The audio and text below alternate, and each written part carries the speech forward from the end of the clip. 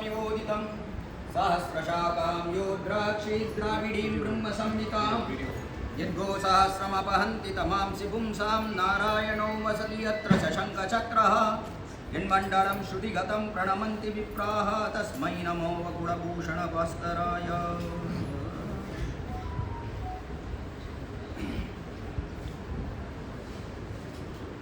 ஆழ்வார் சுவாமி நம்மாழ்வார் 4 திவ்ய பிரபந்தங்கள் அருளி செய்தார்.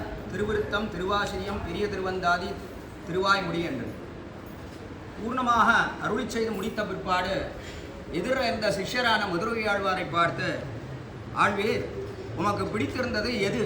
இந்த திவ்ய பிரபந்தங்கள் இவ்வளோ சொன்னேன்னு இதில் எவ்வளோ பாட்டு உமக்கு பிடித்திருந்தது அப்படின்னு மதுரை ஆழ்வாரை பார்த்து கேட்டார். மதுரை ஆழ்வார் அவர் சொன்னா கோச்சுக்கு பேசாத விட்டுடுமே என்ன, வேண்டாம் வேண்டாம் சொல்லும், எது பிடித்திருந்தது சொல்லும். எவ்வளோ பாசுரங்கள் பிடித்திருந்தது?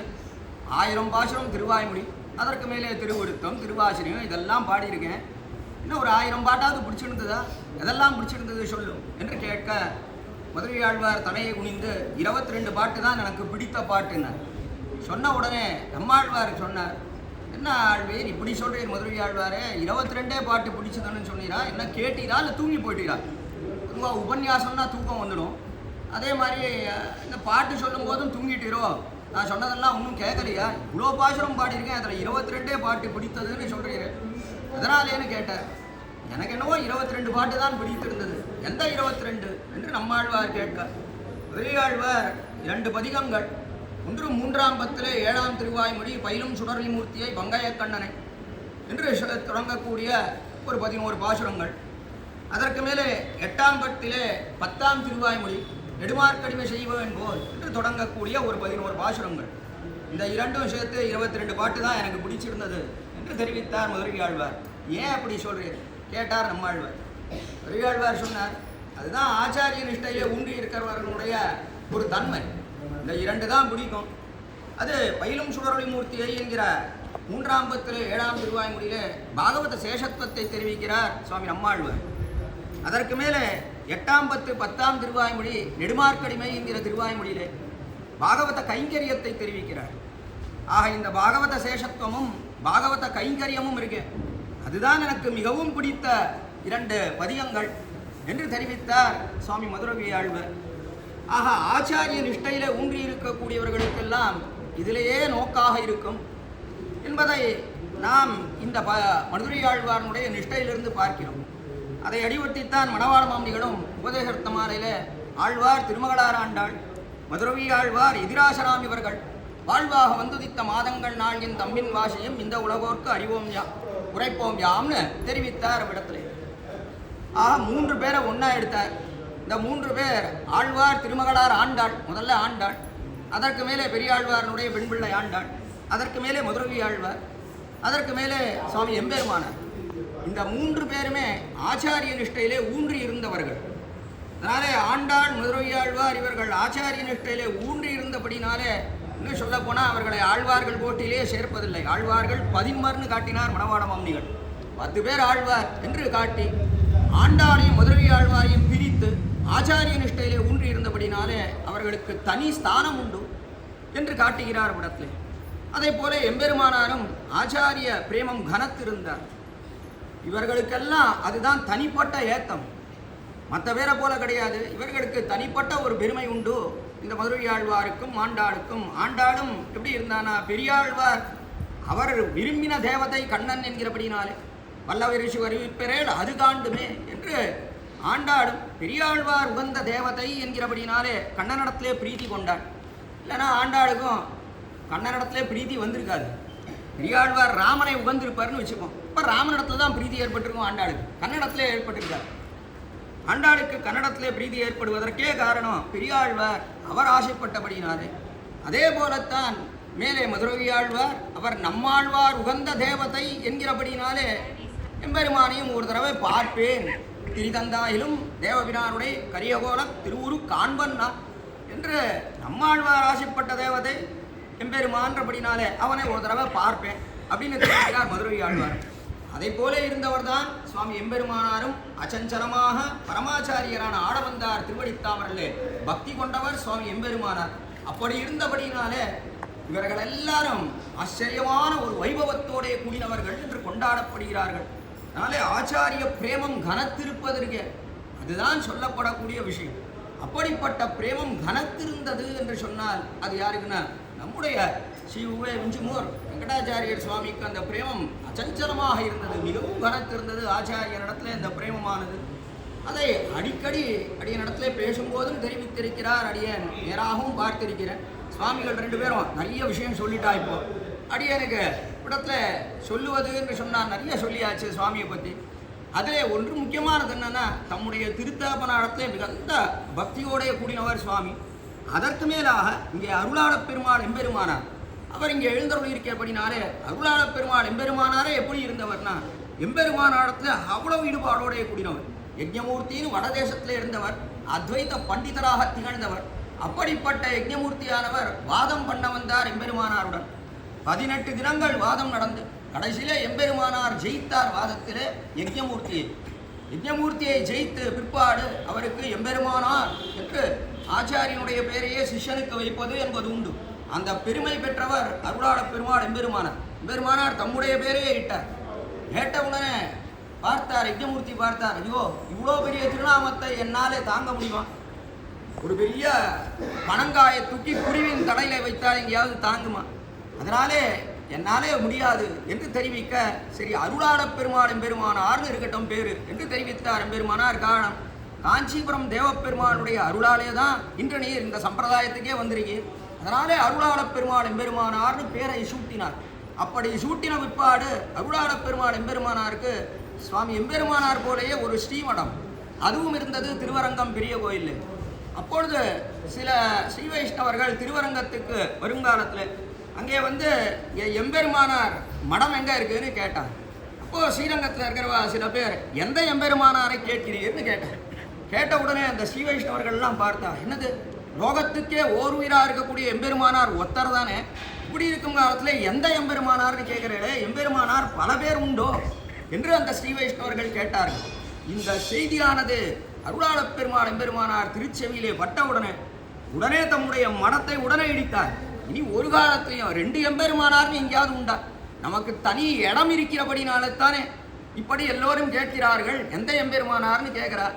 அந்த கேள்விக்கே இடம் இருக்கக்கூடாதுன்னு மனத்தை இடித்து எம்பெருமானார் திருவடித்தாமரிலே வந்து ஏரற்ற மனம் போரே விழுந்து, இதை தவிர என் பாதலால் மத்தோர் இருப்பிடம் காண்கின் இடையன் என்று அவருடைய திருவடித்தாமரிலே அச்சஞ்சலமான பக்தி கொண்டு எழுந்தருள் இருந்தார் அருளாளப் பெருமாள் எம்பெருமானார்னு பார்க்கிறோம். அப்படிப்பட்ட அருளாளப் பெருமாள் எம்பெருமானாருக்கு நித்தியம் இடாவிடாமல் கைங்கரியம் செய்து போந்தவர் நம்முடைய சுவாமிகள் 2 பேரும் நிறைய சொன்னாலும் சுவாமி இடத்துல நிறைய சுவாமியினுடைய ஆச்சரியமான ஞானம் என்ன, அனுஷ்டானம் என்ன, அதற்கு மேலே எத்தனையோ பேருக்கு சந்தை சொல்லி கொடுத்து இடத்துல இருக்கக்கூடியவர்கள் எல்லாம் நிறைய பேரை திருத்தியிருக்கார் சுவாமி. இந்த வழியில கொண்டு வந்திருக்கார் சுவாமி. அதற்கு மேலே அவர்களுக்கு இடவிடாமல் சந்தையை சொல்லி கொடுத்து அதுலேயும் நிறைய பேர் ஸ்தோத்திர பாடங்கள் கத்துண்டவர்கள் அநேகம் பேர் உண்டு. ஸ்ரீரங்கராஜ ஸ்தவம் என்ன, பஞ்சஸ்தவங்கள் என்ன, அற்புதமாக ஸ்தோத்திர பாடங்களை எல்லாம் அவர்களுக்கு ஒரு தவறில்லாமல் அற்புதமாக தெரிவித்து கொடுத்து நிறைய பேர் அதை நன்னா உள்போட்டு வச்சிருக்காங்க. அதில் என்ன விசேஷம்னா, ஏதோ புஸ்தகத்தை பார்த்து மட்டும் சொல்லாமல் நன்னா கண்டபாதம் செய்தும் வைத்திருக்கிறார். அது எப்படி ஏற்படும் அப்படின்னா, சொல்லிக் கொடுக்கக்கூடியவர் அப்படி சொல்லிக் கொடுக்கணும். அந்த திறன் இருக்க வேண்டும், அந்த ஆற்றல் இருக்க வேண்டும். அப்படி இருந்தது சுவாமிக்கு. அதனாலே அநேகம் பேர் அவரிடத்துல கற்று நன்னா உருப்போட்டும் வச்சிருக்கா. அந்த பாசனங்களாகட்டும் அதே போல ஸ்தோத்திரங்களாகட்டும் அப்படி எல்லோருக்கும் சொல்லி கொடுத்தது மட்டுமில்லாமல் அதற்கு மேலே என்ன விசேஷம்னு சொன்னால், அநேக கைங்கரியம் ஆண்டாள் பல உற்சவங்களில் இவ்விடத்துக்கு எழுந்தருள்கிறார்.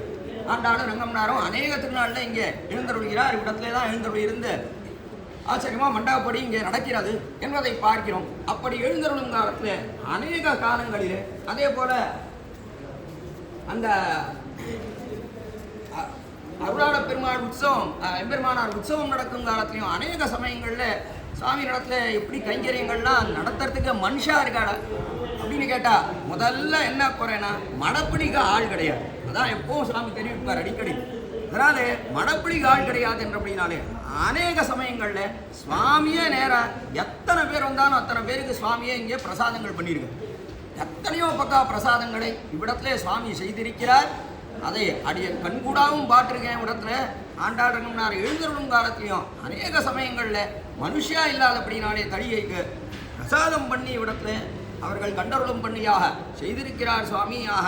இப்படிப்பட்ட ஒன்றல்ல ரெண்டல்ல நிறைய கைங்கரியங்கள் இடத்துல அது தேக சிரமத்தை பாராமல் அப்படி எம்பெருமானுக்கும் அருளாளப் பெருமான் எம்பெருமானாருக்கும் கைங்கரியம் செய்து ஆச்சாரிய நிஷ்டையிலே அப்படி ஊன்றி இருந்தார் இவ்விடத்திலே என்பது சுவாமியுடைய தனிப்பட்ட வைபவம். அப்படிப்பட்ட சுவாமியுடன் கூட ஒரு ஆச்சரியமான ஒரு சம்பந்தம் அடியனுக்கு ஏற்பட்டது. அடியன் தாப்பனாருக்கு அவருடைய தாப்பனாருக்கும் நெருங்கின ஒரு நட்பு உண்டு.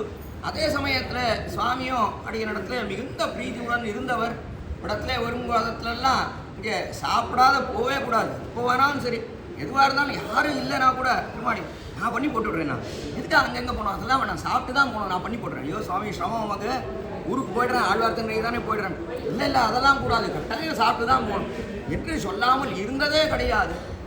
அப்படி ஒரு வைபவம் சுவாமி கொண்டு அதனால எல்லாரையும் ஸ்ரீ வைஷ்ணவர்களை ஆதரித்து இந்த சம்பிரதாயம் மேலும் மேலும் வளர வேண்டும்னு இடைவிடாமல் அதன் நினைவாகவே இருந்தவர் நம்முடைய சுவாமி.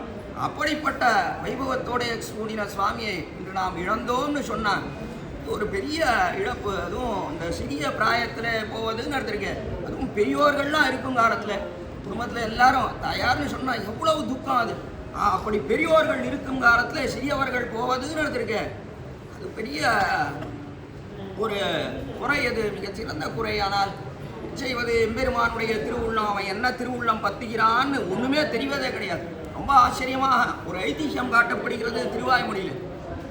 மாலநன்னின்ற பதிகம் 9ஆம் பத்தில் கடைசி திருவாய்மொழி, 10ஆம் திருவாய்மொழி, மாலநன்னிய திருவாய்மொழி. அந்த பதிகத்தில் ஒரு ஐதிஹ்யம் தெரிவிக்கிறார் அவதாரிகையில். அந்த காலத்தில் பிள்ளை திருநாராயணபுரர் என்கிற சுவாமி தொட்டியம் திருநாராயணபுரம்ன்ற இடத்துல எழுந்தருளியிருந்தார். இந்த பிள்ளை திருநாராயணபுரர் என்கிற சுவாமி ஒரு சாள் கோவிலில் எழுந்தர் போகும் காலத்தில் ஸ்ரீரங்கத்துக்கு சமீபத்தில் இருக்குது தொட்டியம் திருநாராயணபுரம்ன்ற திவ்யதேசம். இடத்துல வேதநாராயண பெருமாள் எழுந்தருளியிருக்கார். அப்படிப்பட்ட அந்த பெருமாள் சைன திருக்கோணத்தில் எழுந்தருளியிருக்கார். ஒரு சமயம் இவர் உள்ளுக்கு போகும் காலத்தில் கோயிலில் போய் எம்பெருமானை சேவிக்கணும்னு போன காலத்தில் திடீர்னு நெருப்பு பிடிச்சுன்னு கொடுத்து நெருப்பு பிடித்து கொண்ட காலத்தில் பார்த்தார் பிள்ளை திருநாராயணர் பொறுக்க முடியவில்லை. ஐயோ எம்பெருமான் திருமேனிக்கு என்ன ஆபத்து ஏற்படுமோ அப்படின்னு போய் எம்பெருமானை நன்றாக அணைத்து கொண்டார். அப்போது இவர் அழைத்து கொண்ட காலத்தில் இவருடைய குடும்பத்தில் இருக்கக்கூடிய இவருடைய பிள்ளைகள் எல்லாரும் வந்து பார்த்த காலத்தில் ஐயோ தாப்பனார் இப்படி எம்பெருமானுக்கு என்ன வருமோன்னு அணைத்து கொண்டாரு என்ற அவர்களும் மேலே விழுந்து ஐயோ அப்பாவுக்கு என்ன ஆயிடுமோ என்று நினைத்து தழுவி எல்லோரும் பிராணத்தியாகம் பண்ணினார்கள். அவ்விடத்தில் தொட்டியம் திருநாராயணபுரத்தில் நெருப்பு பிடித்து இதை கேட்டார் ஸ்ரீ பராசர பட்டர் திருவரங்கம் பெரிய கோயில். கேட்ட உடனே உருகி போனார். அப்படி உருகி போய் அவர் தெரிவித்த அற்புதமான வார்த்தை இடத்துல எவ்வளவு பெரிய மகான் எம்பெருமானார் காலத்தில் இருந்தவர் பிள்ளை திருநாரையூர் அரையர். அவர் எல்லா அர்த்த விசேஷங்களையும் எம்பெருமானார் இடத்திலேயே கேட்டவர். அப்படி கேட்ட மகான் அவருக்கே இந்த கதின்னு சொன்னா பட்டர் தெரிவிக்கிறார். எளியெலும்பர்களான எங்களாலே எப்படி தாங்க முடியும், இதெல்லாம் நம்மளால எப்படி நான் தாங்க முடியும்னு ஸ்ரீ பராசர பட்டர் தெரிவித்தார்னு சொன்னா எவ்வளவு மகான் பராசர பட்டர். இப்பதான் சுவாமி தெரிவித்தார் பராசர பட்டர் பற்றி. இன்று அழைத்து எம்பெருமான் உமக்கு மேல்வீடு தந்தோம்னு சொன்னார். ஆனந்தம் மகாபிரசாதம்னு கொண்டாடினார். இப்படி கொண்டாட தோணுமா? உடனே எனக்கு 1000 காரியம் இருக்கணும் விரத்தில் சுவாமி குடுவோம், கொஞ்சம் தள்ளி போடும், கொஞ்ச நாள் கழிச்சு வரேன், என்ன அவசரம், இப்போ நிறைய பிள்ளை இருக்கா பொண்ணு இருக்கா, அது பண்ணோம் இது பண்ணோம், அதெல்லாம் முடிச்சுன்னு வரேன்னு சொல்லிடுவோம். ஆனால் மகாபிரசாதம்னு கொண்டாடினவர் பட்டர்னு தெரிவித்தார். இப்படிப்பட்ட ஞானியான பக்தர் அவர் தெரிவிக்கக்கூடியதை விடத்துல உயர்ந்தவரான பிள்ளை திருநாராயணர் இப்படிப்பட்டவர் எம்பெருமானுடைய திருமேனிக்கு அர்ச்சாவதார திருமேனிக்கு என்ன ஆபத்து வருமோ என்று நெருப்பு பிடித்து கொண்ட காலத்திலே தாமும் உயிரை விட்டு தம்முடைய குடும்பத்தில் இருக்கக்கூடியவர்களும் உயிரை விட்டார்னு சொன்ன எவ்வளவு பெருமை அந்த பிள்ளை திருநாராயணருக்கு. அப்படிப்பட்ட பெரியோர் எம்பெருமானார் காலத்தில் இருந்த மகானுக்கு இப்படிப்பட்ட துக்கம் ஏற்பட்டது, இப்படிப்பட்ட கஷ்டம் ஏற்பட்டது. இதெல்லாம் இப்படிப்பட்ட கஷ்டத்தை எல்லாம் நாங்கள் எப்படி தாங்குவதுன்னு பட்டர் தெரிவிக்கிறார். எளிய நம்பரான எங்களுக்கு இதற்கெல்லாம் எங்கிருந்து சக்தி இருக்கிறதுன்னு சுவாமி பராசர பட்டர் தெரிவித்தார்னு அற்புதமான ஐதிஹ்யம் இடத்துல. அதனால இப்படிப்பட்ட பெரிய துக்கங்களை தாங்கிறதுன்னு எடுத்திருக்கேன். அது ரொம்ப சிரமம். அந்த சக்தியை ஆண்டாள் ரங்கமன்னார் தான் கொடுக்கணும், வேற யாராலே கொடுக்க முடியும்? இந்த சக்தியை கொடுக்கக்கூடியது உள்ளே இருக்கக்கூடிய அவன் தான் கொடுக்க வேண்டும். அவனே அழைத்து கொண்டு போனான். அவன் தான் அந்த சக்தியை கொடுக்க வேண்டுமே தவிர இதை யாரும் கொடுக்க முடியாது. அப்படி இந்த ஆண்டாட்டங்கம்னார் தான் அவர்களுடைய குடும்பத்தினருக்கும் சரி, அதே போல அவர்களுடைய சிஷ்யர்களுக்கும் சரி, நம் எல்லோருக்கும் சரி, எல்லாருக்கும் துக்கம்தான். சுவாமியை விட்டு பிரிந்ததில் துக்கப்படாதவர்கள் யாருமே கிடையாது என்று சொல்ல வேணும். அவ்வளோ துக்கம்தான். என்ன வயது முதிர்ந்திருந்தா கூட அவ்வளோ தெரியாது. இடம் பிராயம் பாடப்படினால் இது ரொம்ப வருத்தத்தை அடைக்கிறது. நினைத்து பார்க்கும் பொழுதெல்லாம் ஒரு தடையும் நினைதரும் சொல்லும் தரும் நெஞ்சு இடிந்து ஊகம்னு ஆழ்வார் தெரிவிக்கிறார். அந்த கிரமத்தில் ஒவ்வொரு சமயம் சுவாமியை நினைக்கும் காலத்திலையும் அவரை பற்றி பேசும் காலத்திலையும் நெஞ்சானது வெடித்து போகிறது. ஐயோ இழந்தோமே, எவ்வளோ பெரிய இழப்பு, ரொம்ப பெரிய இழப்பு, சுவாமியை இழந்துவிட்டோமே நடந்து. அத்தனை ஆச்சரியமான ஒரு வியக்தி, எவ்வளோ கைங்கரியங்கள் செய்து போந்தவர். நெருங்கின சம்பந்தம் ஆழ்வார்த்தனை வரும்போதெல்லாம் அடி உங்கள் திருமாளிக்கு தான் வருவார். அங்கே வந்து தான் அமுது செய்துட்டு வருவார். அங்கே எப்போவுமே அடியன் தாப்பனாரத்தில் மிகுந்த ஈடுபாடு சுவாமிக்கு. அடியன் தாப்பனார் பரவத்தை உடனே பரப்பிட்டு இங்கிருந்து ஆழ்வார் திருநைக்கு எழுந்தொழினார் சுவாமி. அவருக்கு மிகுந்த ஈடுபாடு அடியனுடைய திருத்தாப்பனாரிடத்திலே. அப்படிப்பட்ட சுவாமி இல்லை என்கிறது மிகுந்த வருத்தத்தை கொடுக்கக்கூடியது ஒன்று. அதனாலே எல்லோருக்குமே எம்பெருமானும் அருளாள பெருமாள் எம்பெருமானாரும் தான் அந்த சக்தி விசேஷத்தை கொடுக்க வேண்டும்.